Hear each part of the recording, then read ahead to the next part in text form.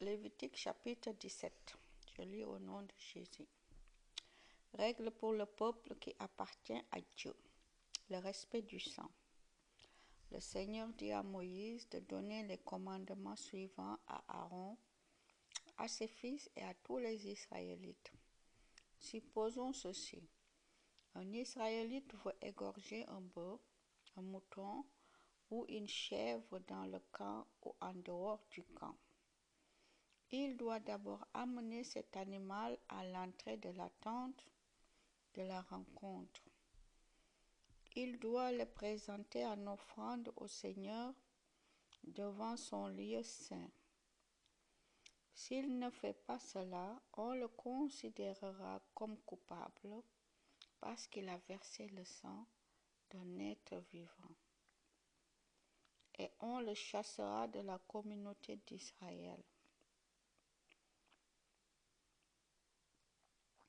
Cette règle oblige les Israélites à ne plus sacrifier les animaux dans les champs. Ils doivent plutôt les amener au prêtre à l'entrée de la tente de la rencontre pour les offrir au Seigneur en sacrifice de communion. Le prêtre verse le sang de cet animal sur l'autel du Seigneur à l'entrée de la tente de la rencontre. Il brûle sur cet autel les morceaux gras et leur fumée de bonne odeur plaît au Seigneur. De cette façon, les Israélites n'offriront plus de sacrifices aux faux dieux en forme de bouc. Ils ne seront pas infidèles au Seigneur en se prostituant avec eux. C'est une règle pour toujours. Les Israélites la respecteront de génération en génération. Tu leur diras encore, par exemple, un Israélite ou un étranger qui vit au milieu des Israélites veut offrir un sacrifice complet ou un autre sacrifice. Il doit alors amener l'animal à l'entrée de la tente de la rencontre pour l'offrir au Seigneur. S'il ne le fait pas, on le chassera de la communauté d'Israël. Un autre exemple.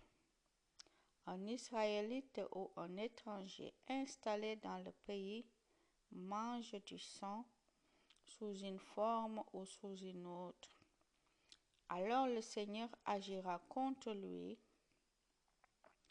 et il chassera cet homme de la communauté d'Israël. En effet, c'est dans le sang que se trouve la vie d'un être. Le Seigneur vous permet d'utiliser le sang sur l'autel pour recevoir le pardon de vos péchés.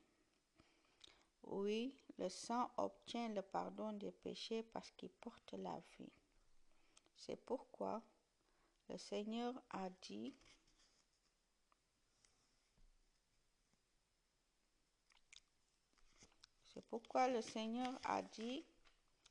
aux Israélites, aucun de vous et aucun étranger installé chez vous n'a le droit de manger du sang. Supposons encore ceci.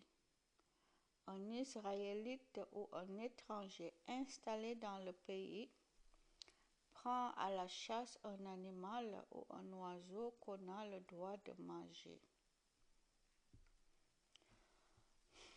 Il doit faire couler son sang sur le sol et il le couvrira de terre. En effet, tant qu'un être est vivant, sa vie est dans son sang. C'est pourquoi le Seigneur dit aux Israélites, vous ne mangerez jamais de sang parce que la vie d'un être est dans son sang. Si quelqu'un en mange, on le chassera de la communauté d'Israël. Voici un autre cas. Un Israélite ou un étranger installé dans le pays mange de la viande d'un animal mort naturellement ou déchiré par une bête sauvage, cet homme doit laver ses vêtements et se laver entièrement. Il est impur jusqu'au soir. Ensuite, il sera pur de nouveau.